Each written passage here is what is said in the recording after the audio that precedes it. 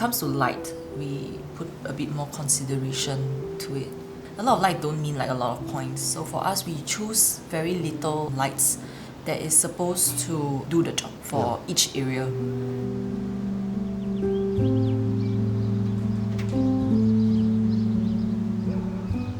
Hi, my name is Careen and I'm an interior designer. Hi, my name is Clement. I'm a lighting designer.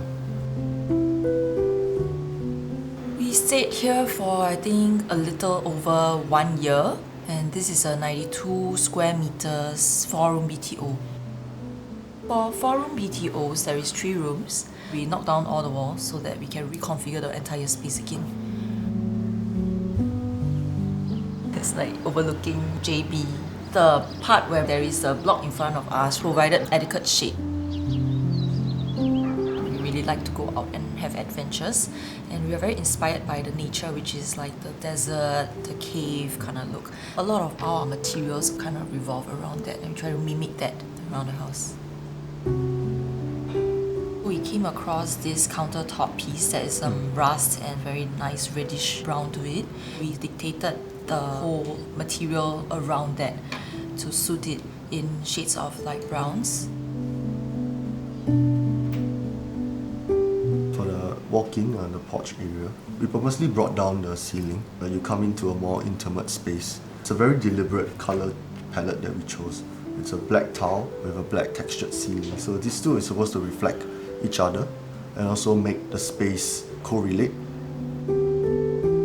The reason why we separated two materials actually do provide easier cleaning because these two are task-oriented areas.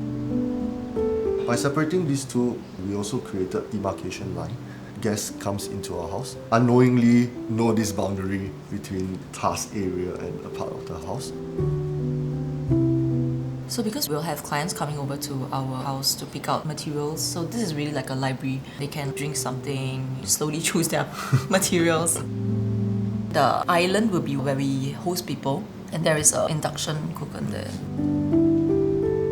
We don't really cook a lot, and I really didn't want to have a kitchen in the first place. But he needs a kitchen, so I was like saying, okay, why not a pantry style? Because we need to focus like where we want more space, and kitchen was the first to go. We also did a backsplash. Normally, traditional IDs will probably choose a glass backing, but I think practical and aesthetic reasons, we also continued that countertop material up. Even though we continued up, we didn't end it with a top-hung cabinet, but instead we terminated it with a lighting strip that also provides light onto the countertop. But with this also, we address our practical needs. By opening up the space of the kitchen, conversations between these 3 spaces always never left out. So when we host, everybody is included. So this entire big space is just really catered for hosting. For the living room, we wanted it to be more intimate and cozy, where we can actually sit down and really chill with wine. This very campfire look. That's why we decided to go and look for a fireplace to really add on to this whole desert, flaming hot concept. Rather than keeping the bomb shelter stagnant, we did a twist. We created this giant sliding door that also provides an entryway to the guest room. We also spruce it up with a green wall. I think inside there also is an extension of the living room once the big sliding door opens.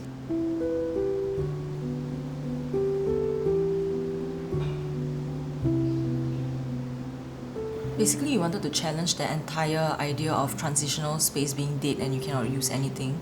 But we wanted to like turn the entire place into a very grand study area that connects the spaces. We have this glass feature that's overlooking our walk-in wardrobe and then to the view outside. We did this because we did notice the views was really good. And also for the lighting considerations, traditional study tables, they do have direct light from the top. But for us, we don't really like that direct source of light. With this, we have a uplighter with a curved ceiling. These actually do provide a softer indirect light during our work. We also did custom a sink. Did come from an inspiration where you're out in the desert and you find an oasis. The tap is supposed to mimic like a spring water onto this concrete stump.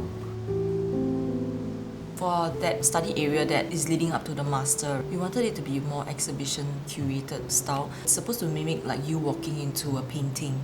That's why we have like the frame around the entrance.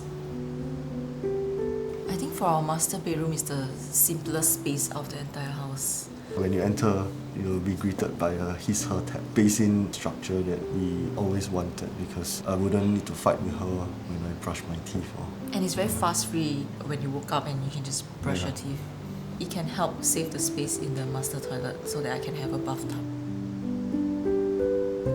The walk-in wardrobe is very customized to how we live. It's really just drawers because it's more practical for me. You just open and everything you can see.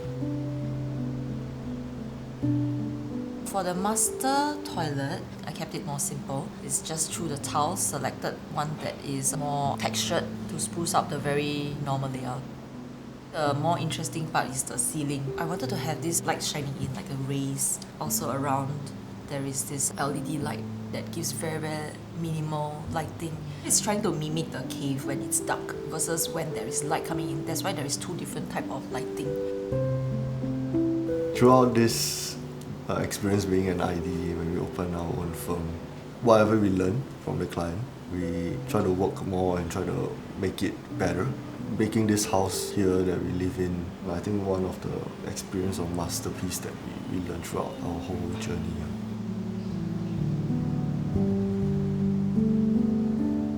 Thanks for staying till the end. Now if you like what you've just seen, do subscribe to our channel and click the bell so that you get updates whenever a new video pops out. And if you'd like to have your home featured, feel free to drop us an email at hello@stakedhomes.com.